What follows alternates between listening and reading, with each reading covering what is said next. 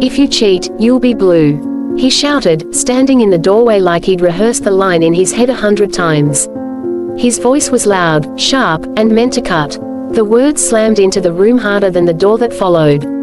Before anyone could respond, he grabbed his keys, muttered that he was going to his mum's place, and stormed out.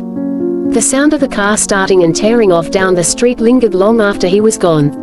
His wife stood frozen in the middle of the lounge room, one hand still clutching a dish towel, the other resting on the back of the couch. The footy was blaring on the telly, players shouting, crowd roaring, completely unaware that a family had just cracked apart.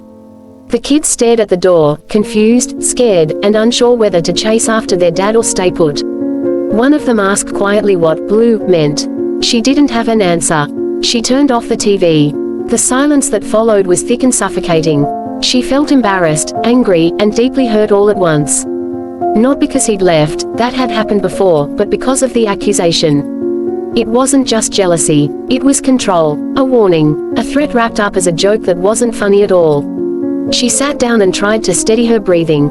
She'd been faithful for their entire marriage. Her life revolved around work, school runs, groceries, bills, and keeping everything from falling apart. Yet lately, he'd been watching her like she was a stranger. Checking her phone, questioning her clothes, making snide comments about male colleagues. She'd brushed it off, told herself he was stressed, that times were tough for everyone. But tonight, something snapped. The kids crowded around her, asking if Dad was mad at them, if he was coming back, if they were in trouble. She pulled them close and reassured them, even though her own heart felt like it was racing out of her chest. She told them Dad just needed some space. That lie tasted bitter. Sleep didn't come. Every shadow in the house felt heavier. Her phone sat on the bedside table, silent.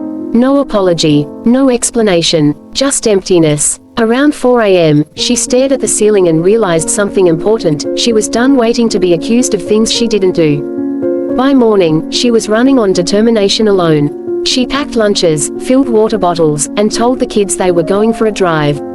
They didn't question it. They could sense this wasn't a normal day. As she reversed out of the driveway, she felt strangely calm, like her body had already decided what her mind was still catching up to. When they pulled up outside her mother-in-law's house, her stomach dropped. His car was there, parked neatly like he belonged. But next to it was a ute she didn't recognize. Old, dusty, carelessly angled. It didn't sit right. The kids noticed it too and asked whose car it was. She told them to stay close. Her heart pounded as she walked up the path and knocked on the door. It took too long to open. When it finally did, the look on her husband's face said everything.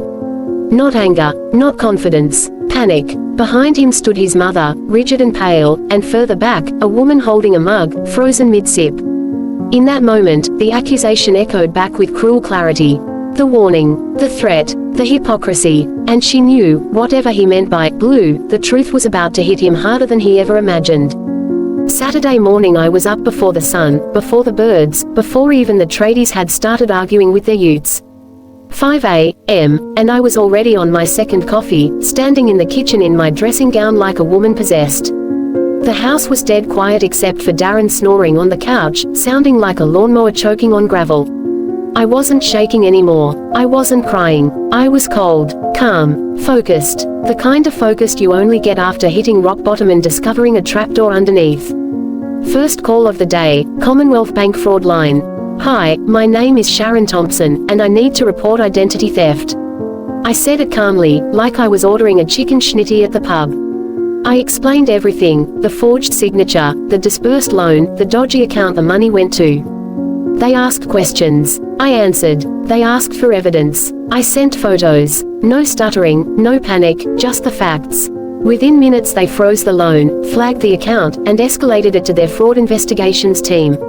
The woman on the phone said, "You did the right thing calling early." I nearly laughed. Early? I'd been lied to for 12 years, this was the first time I wasn't late.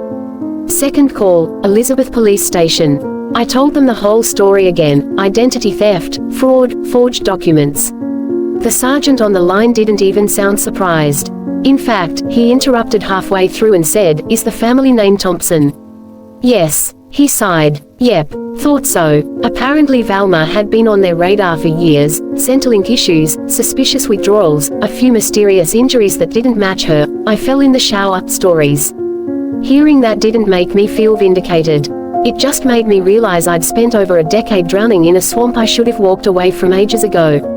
Around 8 a.m., a police car rolled up. Not sirens blaring, not dramatic, just a quiet, steady arrival like they were delivering mail. I opened the door and greeted them like old friends. They came in, took statements, took photos of the loan documents and my driver's license, asked a few follow-up questions. Darren was still dead asleep on the couch, mouth open, one sock missing, absolutely oblivious to the downfall unfolding 3 meters away. Then one of the cops nudged his foot. "Mate, wake up." Darren jolted upright, blinking at the uniforms like a kid caught stealing lollies from Woolies. What's going on? I wish I'd filmed the look on his face. Pure panic, pure realization, pure, oh shit, moment. Before he could start the waterworks again, an all too familiar sound echoed from the driveway, a rattling metal trolley. And then, like the final boss entering a video game, came Valma.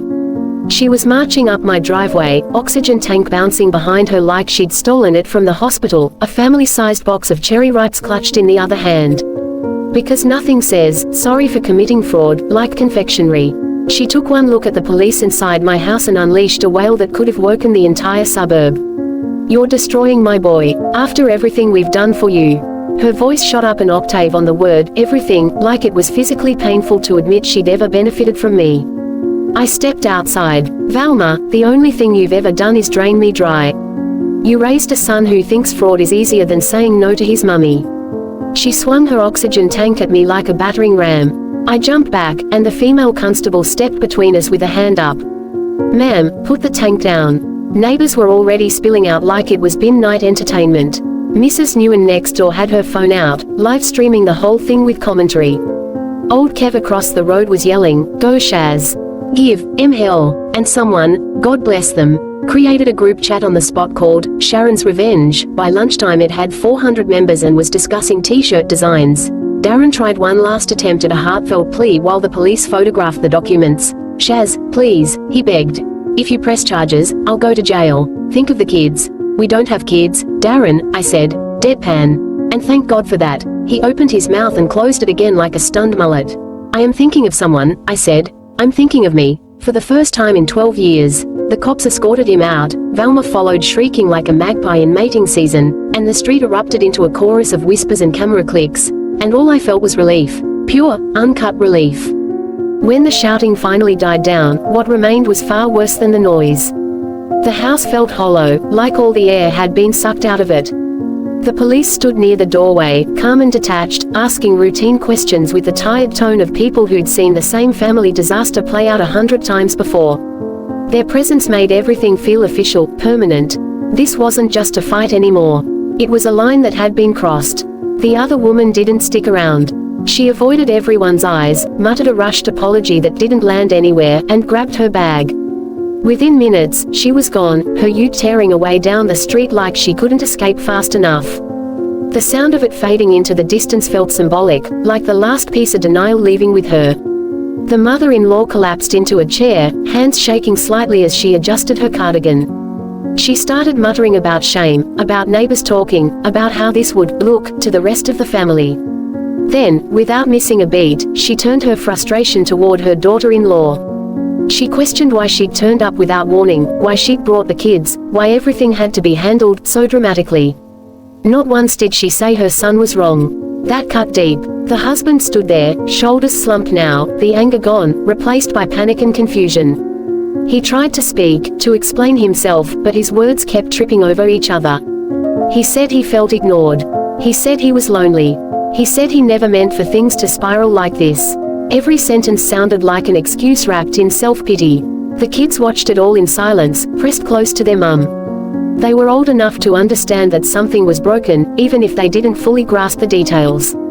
Seeing their father like this, defensive, exposed, scrambling, changed something in them. The man who had always been loud and certain suddenly looked small. The wife felt the anger burn hot in her chest, but beneath it was something steadier.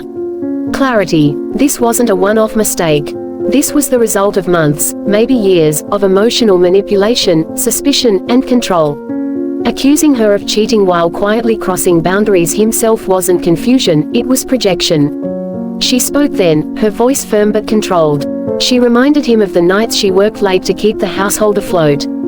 The school events she attended alone. The times she defended him to friends when they questioned his behavior. She listed the sacrifices calmly, not to win sympathy, but to state facts he'd conveniently ignored. He tried to interrupt, to argue, but she held her ground. She told him she was done explaining herself. Done proving her innocence. Done shrinking to make him feel secure. The words landed hard, and for the first time, he seemed to understand that this wasn't just anger talking. It was final. That's when he panicked. He begged her not to leave. He promised to change. He blamed stress, work pressure, his upbringing, anything except his own choices. The mother-in-law joined in, pleading for the sake of the children, insisting families stay together no matter what. The wife listened, then responded quietly that children learn what love looks like by watching it. And this wasn't the lesson she wanted them to grow up with. The police cleared their throats, gently reminding everyone to keep things civil. That small interruption grounded her. She realized she didn't owe anyone further debate. Not here. Not now. She knelt down, looked her kids in the eye, and told them they were going home. Not that home, somewhere safe. They nodded without question, trusting her completely in that moment. As she gathered their things and walked toward the door, she felt the weight of years lift slightly from her shoulders. It wasn't relief yet, it was resolve. Behind her, the house was full of people but empty of accountability. She didn't look back. Outside, neighbors pretended not to stare, but she could feel their eyes. She held her head high, buckled the kids into the car, and drove away. The road ahead was uncertain, but for the first time in a long while, it was hers to choose.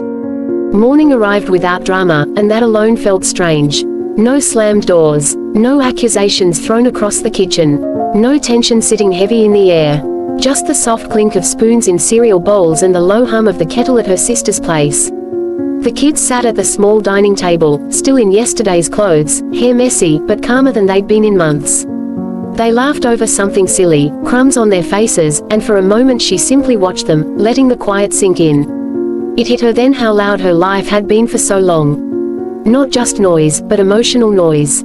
Constant vigilance, watching her words, explaining herself for things she hadn't done, carrying the weight of someone else's insecurity while trying to keep a family running.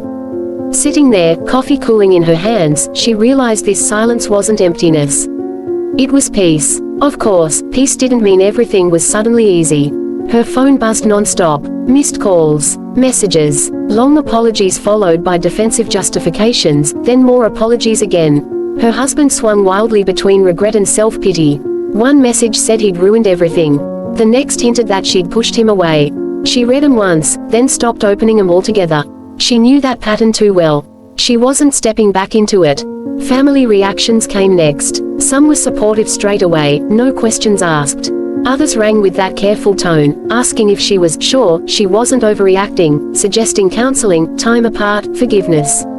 She listened politely, then shut it down. She'd spent years shrinking herself to keep the peace. She wasn't doing it anymore. The kids asked questions in fits and starts, usually when she least expected it. In the car, before bed, in the middle of the supermarket aisle. Questions about why Dad lied, whether it was their fault, if things would ever be normal again. She answered them honestly but gently. She told them adults make bad choices sometimes. That none of this was because of them. That love should never feel scary or confusing. She didn't badmouth their dad, but she didn't cover for him either. That balance was hard, but she held it. Her husband moved back in with his mum, just like he said he would that night. Only this time, there was no moral high ground. No righteous anger, just embarrassment. The family he'd tried so hard to impress now looked at him with disappointment. The neighbors knew. Word traveled fast, as it always does. In small Aussie suburbs, secrets don't last long. The warning he'd thrown at her, if you cheat, you'll be blue, came back to haunt him in ways he never expected. Someone joked about it at a family gathering. Someone else repeated it with a laugh that wasn't kind.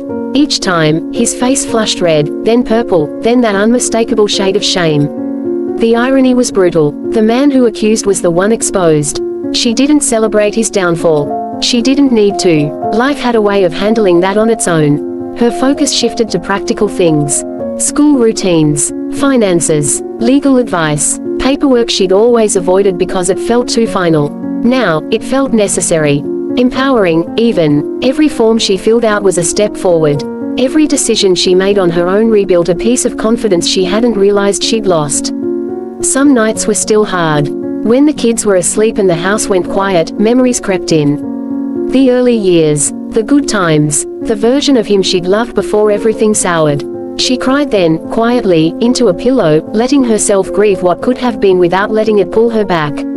Healing, she learned, wasn't about pretending it didn't hurt. It was about not letting the hurt decide her future. Slowly, routines settled. The kids adapted faster than she expected. They laughed more, fought less. Their shoulders seemed lighter. One night, one of them hugged her tightly and said, "Mum, you seem happier now." That nearly broke her, but in the best possible way. Her husband kept trying. Promises to change. Offers to start fresh. Vague plans that never quite addressed the real issue. She listened once, properly, then told him calmly that the trust was gone. That love without trust isn't enough. That accusations and control aren't love at all. He didn't argue after that. Maybe, finally, he understood. Life moved forward, not in big dramatic leaps, but in small, steady steps. New habits, new boundaries, a new sense of self. She wasn't perfect. She didn't have everything figured out. But she was free from fear, and that mattered more than anything. In true Aussie fashion, the final judgment from most people was blunt and uncomplicated. You can't dish it out if you can't cop it. He'd thrown accusations like weapons and walked away feeling powerful, only to be caught red-handed, exposed in front of everyone. And as for her, she learned something that stayed with her long after the chaos faded. Sometimes the moment everything blows up isn't the end of your story. Sometimes, it's the exact moment you finally get your life back.